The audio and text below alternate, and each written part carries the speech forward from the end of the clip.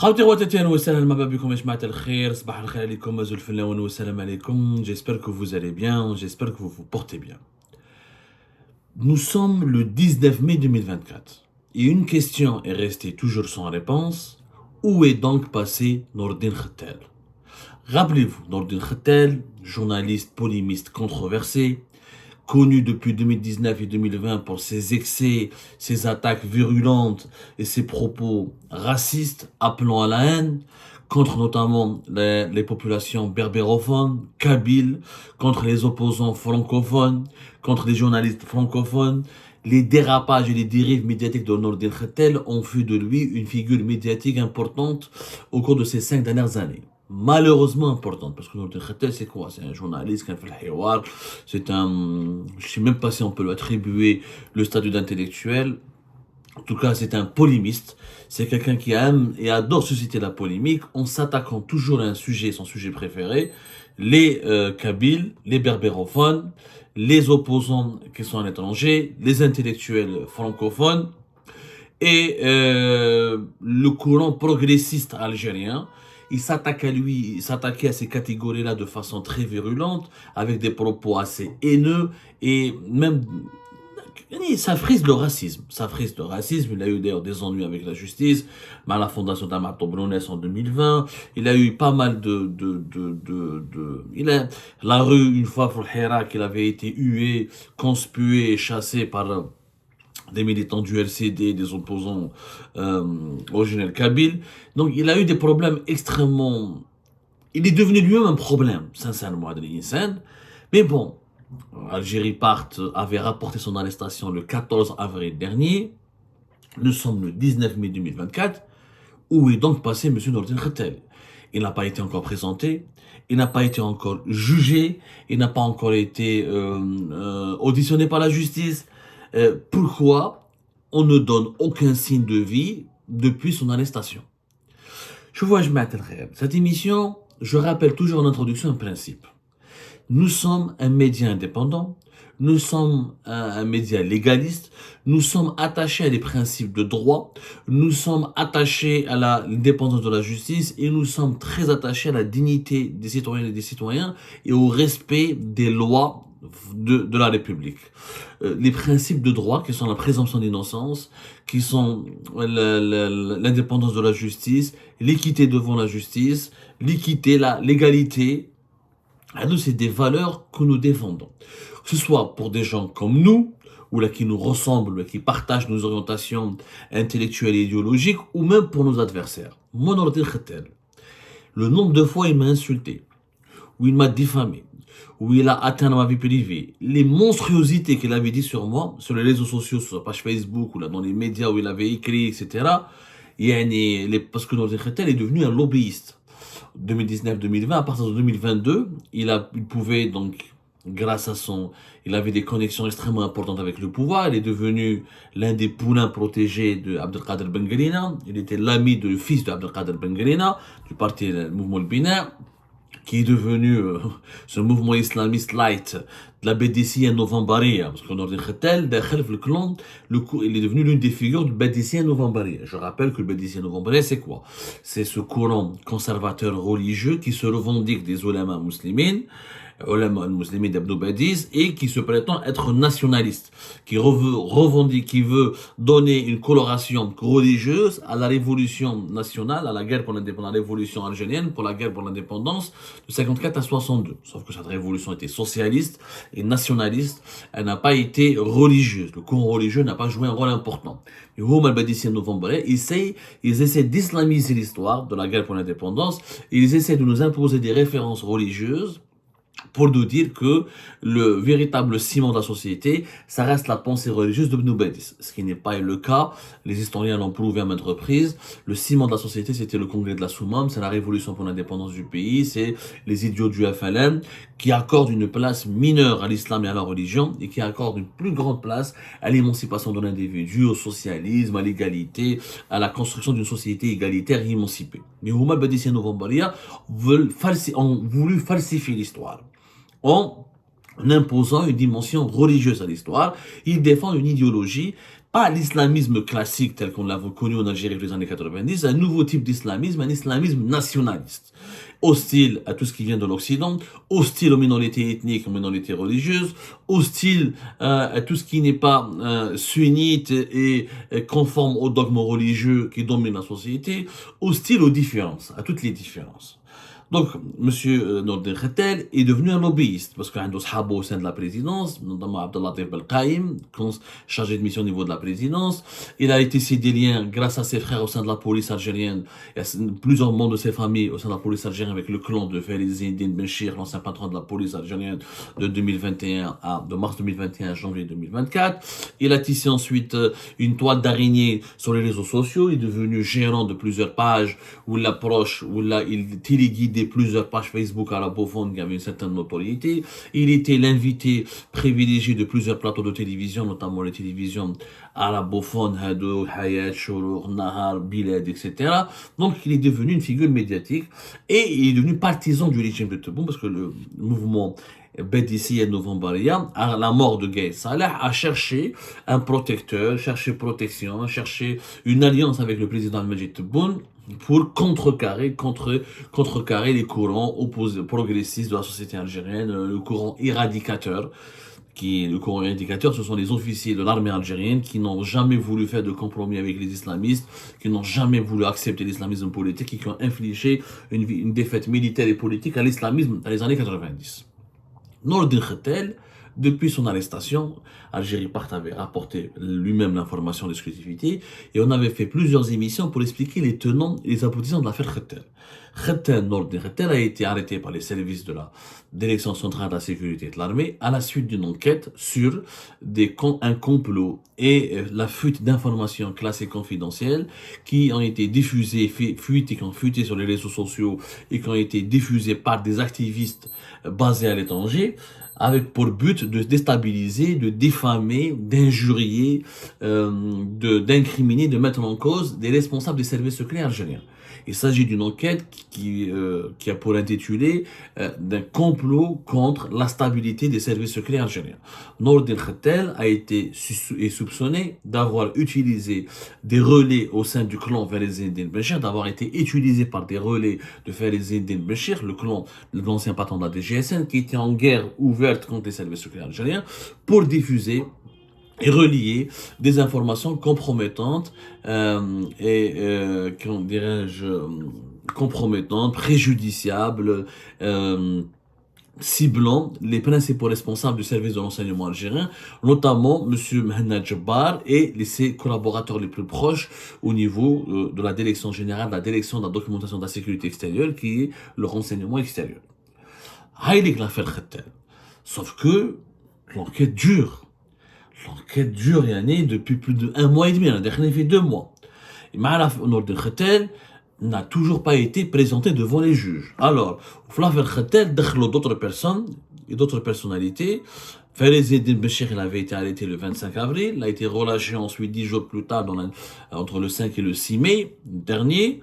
Et jusqu'à maintenant, selon les investigations que nous avons pu mener, Nordin Khatel est toujours en état d'arrestation, toujours en garde à vue, avec 3 commissaires divisionnaires de la DGSN. Menhom, Hakim Belouar, qui est l'ancien patron de la direction de la communication de la DGSN à l'époque de M. Fariz Eddine Benchir.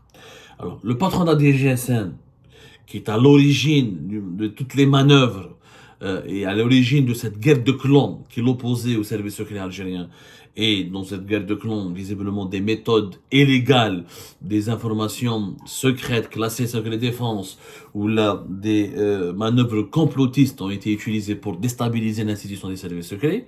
Lui-même, à l'origine, donc la tête pensante du complot Fariz Eddine Benchir a été remis en liberté, mais Nordin Khatel et 3 commissaires divisionnaires ont été maintenus en détention. Pas en détention, pardonnez-moi, en garde à vue. Ce qui est anormal. Il n'y a jamais eu de garde à vue qui a duré aussi longtemps. Alors, on avait 1 mois et demi. C'est quand même exceptionnel, inédit. Généralement, la loi algérienne, elle est claire, nette et précise. Les gardes à vue les plus longues sont de 2 semaines, maximum. 13 à 14 jours pour les affaires de terrorisme. Là, on n'est pas dans une affaire de terrorisme, on est dans une affaire de subversion, de complot contre la sécurité de l'État, d'atteinte caractérisée au fonctionnement des institutions, des services de sécurité et des institutions les plus sensibles de l'État. Je ne vois pas pourquoi ils sont maintenus en garde à vue jusqu'à maintenant et pourquoi ils ne sont pas présentés devant la justice. Il faut savoir que dans cette affaire de Nourdine Khaten, il y a aussi, nous en avons déjà parlé à l'affaire Al-Jelipat, nous sommes le seul média à avoir abordé cette histoire, l'affaire des frères Ben Nasser, les enfants du défunt général l'Arabi Ben Nasser, l'ex-patron de la justice militaire, une affaire troublante. L'affaire, les frères Ben Nasser ont été arrêtés avant Nourdine Khaten. Boualem Ben Nasser a été arrêté le 2 avril 2024. Son frère Nasser Ben Nasser et Sid Ahmed Ben Nasser ont été arrêtés le 9 avril 2024. Et nous avons appris que Khatel, donc au départ, on a voulu mettre en cause, ou les enquêteurs ont douté d'une certaine relation de complicité entre Boualem Ben Nasser, qui est je rappelle, l'ex-consul d'Algérie en Espagne de 2019 à 2021, à Alicante plus exactement, ancien officier supérieur des services de renseignement au niveau de la direction de la documentation de la sécurité extérieure, ancien patron du bureau de sécurité de 2013 à 2016, si je ne me trompe pas, au niveau du consulat d'Algérie à Bobigny. Il était coordinateur ou coordinateur des services secrets algériens au niveau de la mission Miss Sahel au Mali, qui est une mission de l'Union africaine concernant la stabilité, la sécurité et la stabilisation et la sécurisation du Mali, qui est en guerre avec le mouvement, la rébellion du mouvement Azawad de 2012. Ensuite, l'avènement et l'implantation de groupes terroristes très puissants depuis 2013-2014, des groupes terroristes islamiques comme Al-Qaïda au Sahel, comme l'État islamique en Afrique au Sahel. Donc c'est quelqu'un qui a beaucoup de bagages, qui a beaucoup de parcours. On le suspecte, il a été suspecté, Boualem Ben Nasser, d'avoir été le principal source et le principal relais d'informations pour Nourdine Khaten au sein des services secrets.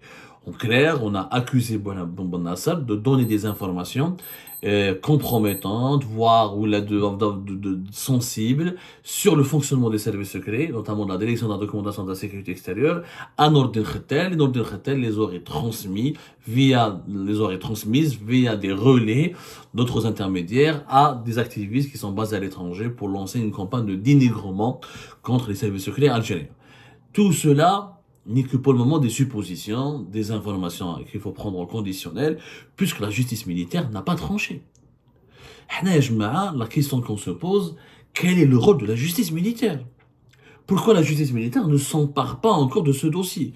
Ce qui est troublant, c'est que nous avons appris que le 21 avril 2024 est déjà une première présentation. Première présentation, les frères Ben Nasser avec Nourdine Khaten en premier lieu. Ça, c'était avant l'arrestation de Farid Eddine Mechir le 25 avril. Le 21 avril, la justice militaire, le magistrat, instructeur du tribunal militaire ont demandé un complément d'enquête, n'ont pas jugé, n'ont pris aucune décision pour sceller le sort des personnes qui ont été accusées, ou des prévenus, des personnes accusées. Encore une fois, c'était Nourdine Khaten et les trois frères Ben Nasser, parce que au-delà de Boualem Ben Nasser, il y avait Nasser Ben Nasser, un officier de la police, la DGSN, qui est un ancien de la police judiciaire, de la sûreté de Daïra de Harrach et de la sûreté de Daïra de Mondraïs, et un troisième frère Ben Nasser, qui est Sid Ahmed Ben Nasser, qui travaille pour Tassel Airlines, pour la compagnie aérienne, et qui n'a rien à voir avec les services de sécurité. Première présentation, Nourdine Khaten, il avait une sœur et un frère qui ont été inculpés dans cette affaire-là. L'affaire de complot et d'atteinte à l'autorité ou de complot pour la déstabilisation des services secrets algériens. Une sœur et un frère policier, la même chose. Ils ont été écoutés, auditionnés, ensuite relâchés. Et le tribunal militaire de Blida, visiblement, il a demandé un complément d'enquête. Donc l'enquête a été relancée. Et le 12 mai 2024, on a appris que Sid Ahmed Ben Nasser a été une nouvelle fois présenté devant le tribunal militaire de Blida. Il a été relâché, parce que nous avons appris, récemment, donne une émission récemment sur l'énigmatique affaire des frères Ben Nasser. Donc, la justice militaire, le tribunal militaire de Blida, à deux reprises, il fait deux présentations. Première fois pour Nordin Khattab et frère Ben Nasser, la deuxième fois uniquement pour l'un des frères Ben Nasser qui est Sidi Ahmed Ben Nasser. Et depuis, aucun signe de vie. Nous sommes on est le 19 aujourd'hui, c'est ça? Mekkesh. Les gardes à vue se prolongent. Des 3 commissaires divisionnaires sont toujours en garde à vue. Félix Eddin Benchir a été relâché. Tarek Keskes, l'ex-patron de l'Office central de lutte contre le crime organisé, a été arrêté, ensuite relâché. Pourquoi on relâche les uns et on maintient en garde à vue les autres? Et pourquoi justement la justice militaire ne fait pas son travail? Et nous sommes attachés au processus légal. On a l'impression qu'on n'a pas envie de juger cette affaire. On a l'impression que les juges du tribunal militaire sont sous pression et qu'ils ne savent pas quoi faire de cette affaire, qu'ils reçoivent des instructions divergentes, qu'il y a des interventions pour libérer les accusés, qu'il y a des interventions pour accabler les accusés, et que les juges militaires sont totalement dépassés, ils ont peur de traiter cette affaire. Et qu'on prolonge, chaque semaine, on prolonge les gardes à vue de façon totalement illégale, alors que normalement, c'est à la justice de les dire. S'ils sont impliqués, pourquoi ne pas les mettre en détention? Je comprends pas. Qu'est-ce qu'on attend si, Nordin Khattab, les enquêteurs de la DCSA ont suffisamment d'éléments pour l'accabler, suffisamment de preuves contre lui, concernant ces manœuvres de complot contre les services secrets, ces accusations extrêmement graves, pourquoi ne pas le mettre en prison? Le placer en détention provisoire, comme tous les autres personnes qui ont été placées en prison en Algérie, et après, il faut les juger. Donc, on a l'impression qu'on ne veut pas inculper Nordin Khattab. Ou que peut-être on veut juste gagner du temps en essayant de le libérer plus tard. Et c'est extrêmement grave, c'est un discrédit énorme pour la justice algérienne, notamment pour la justice militaire, qui déjà, la justice militaire en soi, son existence déjà elle est problématique, parce que dans beaucoup de pays civilisés développés, il n'y a plus de justice militaire. Justice militaire, la justice et l'armée, ça fait pas bon ménage, parce que la justice exige l'indépendance, exige l'esprit critique, exige la rigueur, exige la remise en cause. Alors l'armée, c'est la discipline, c'est la soumission, c'est très difficile de faire une justice professionnelle quand on est dans une institution militaire, mais bon. L'un n'empêche pas l'autre. La discipline militaire, la rigueur n'empêche pas non plus le professionnalisme et normalement l'indépendance d'esprit des juges. Mais en tout cas, cette affaire, elle est extrêmement grave et préjudiciable. Si les juges n'arrivent pas à décider dans ce dossier, c'est qu'ils n'ont pas le pouvoir de décider. C'est qu'on ne les laisse pas décider, on ne les laisse pas enquêter. Or, ça suffit. C'est devenu du n'importe quoi. C'est une... C'est-à-dire, clairement, je ressens, j'ai des indices à la Kulihal. Je suis en train de mener, depuis que je mène mon enquête sur cette affaire, il y a suffisamment d'indices qui indiquent qu'on ne veut pas juger Nordin Khattab, on ne veut pas juger des personnalités placées au sein de la DGSN, parce que c'est clair, ça va mener vers Félix Eddin Benchir. Et que dans les élections présidentielles qui arrivent, une affaire Benchir, ça va fragiliser le pouvoir algérien de l'intérieur, ça va miner son fonctionnement, ça va déséquilibrer les rapports de force, ça va remettre en cause une union sacrée autour du 12e mandat de Tebboune, et ça va aboutir à un scandale politico-judiciaire, voire même politico-financier, qui va compromettre la légalité, la crédibilité des élections. Parce que si Félix Eddin Benchir est coupable de telles pratiques qu'on peut les assimiler à la trahison, c'est une trahison de comploter contre une institution de l'État, contre des services de sécurité sensibles, comme les services secrets, quand on fait fuiter des informations pour les activistes à l'étranger, quand on alimente des campagnes de dénigrement, quand on alimente, quand on essaye de semer la zizanie entre les institutions de l'État, c'est qu'on est en train de déséquilibrer, de déstabiliser l'État de l'intérieur, ce qui peut provoquer, ce qui est un scénario extrêmement dangereux pour la sécurité nationale. C'est une atteinte caractérisée à la sécurité nationale. C'est des crimes extrêmement graves. Extrêmement graves. Mais on n'a pas envie on n'a pas envie de laisser la justice s'occuper de ce dossier parce qu'on ne veut pas inculper ou incriminer Félix Eddin Benchir, on ne veut pas connaître la vérité, on a peur d'incriminer Nordin Khattab parce que Nordin Khattab devant des juges, parce qu'on a l'emkhabé. Quand quelqu'un est en garde à vue, on ne peut pas l'entendre. Il est en garde à vue avec les enquêteurs et avec les services de sécurité qui peuvent l'entendre. En l'occurrence, la DCSA, la Direction centrale de la sécurité de l'armée. La sécurité militaire, c'est encore plus opaque, plus strict. est plus secret que les services de la police ou de la gendarmerie nationale. Donc, les informations ne fuitent pas. Mais si on écoute Nourdine Khettel devant les juges, ben Nourdine Khettel, il va dire, mais vous me jugez, moi, vous m'emprisonnez, moi, vous m'accablez. Pourquoi vous ne convoquez pas les conseillers à la présidence qui étaient en contact avec moi? Et pourquoi ne pas ramener Abdelatif Belkaïm? Pourquoi? Parce que, encore, les déclarations, les témoins à qui j'ai parlé, qui étaient en contact avec Nourdine Khettel, m'ont tous assuré que Nourdine Khettel parlait toujours au nom de certains conseillers très puissants et très proches de Abdelmajid Tebboune. Est-ce qu'on peut juger Nourdine Khettel sans convoquer, sans entendre, sans auditionner ces personnes? Et elles doivent s'expliquer sur leur rapport. Est-ce que c'est vrai ou pas? Nourdine Khettel était missionné par ses conseillers pour exécuter certaines sales besognes, notamment des campagnes, encore une fois, de dénigrement, d'insultes, d'invectives et des campagnes de déstabilisation en faisant fuiter des informations sur le fonctionnement des services secrets ou d'autres services de sécurité. Donc Nourdine Khettel n'est pas tout seul. C'est pas lui le cerveau numéro un qui a tout décidé, qui a tout planifié. Mollah Benchir, Mollah des conseillers à la présidence. Et je ne pense pas que la présidence algérienne a envie que le tribunal militaire de Blida auditionne ou la convoque tout ce beau monde. Donc, qu'est-ce qu'on fait? On sacrifie les frères Ben Nasser. Visiblement, ils sont sacrifiés. 2 fois présentés devant les juges, 2 fois relâchés.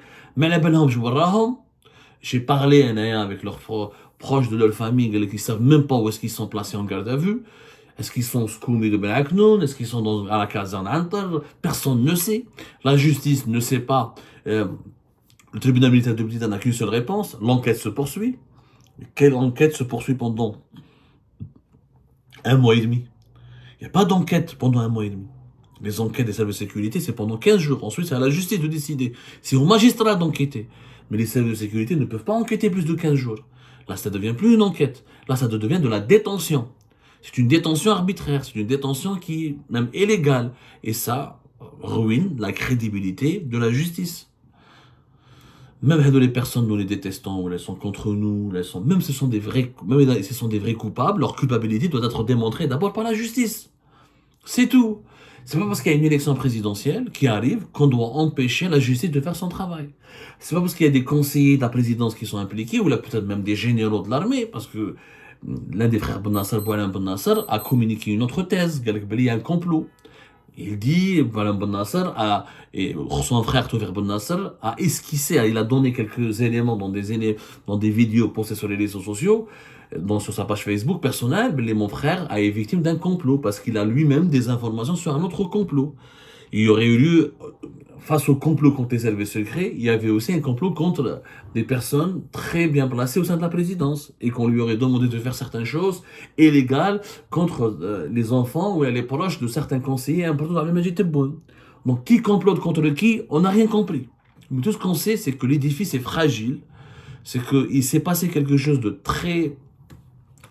Il y a eu beaucoup de pratiques extrêmement immorales et illégales au sein du pouvoir Tebboune de 2021 jusqu'à 2023 et que peu importe la nature des clans qui sont impliqués dans cette guerre, c'est le fonctionnement de l'État qui a été extrêmement compromis et la sécurité nationale qui a été violée de part et d'autre. Et que personne ne se soucie de la sécurité nationale et de la stabilité du pays lorsqu'il s'agit de lancer des complots pour des intérêts purement claniques. C'est pour ça que la justice doit juger tout le monde. Tout le monde doit être jugé. Toute personne qui a commis une infraction grave à la sécurité nationale doit être jugée. Et c'est pas parce qu'il y a des élections que la justice ne doit pas faire son travail. Parce que là, ce qu'on fait, c'est du n'importe quoi. Une détention illégale, une détention prolongée, pas de vérité, que des rumeurs, que des manipulations.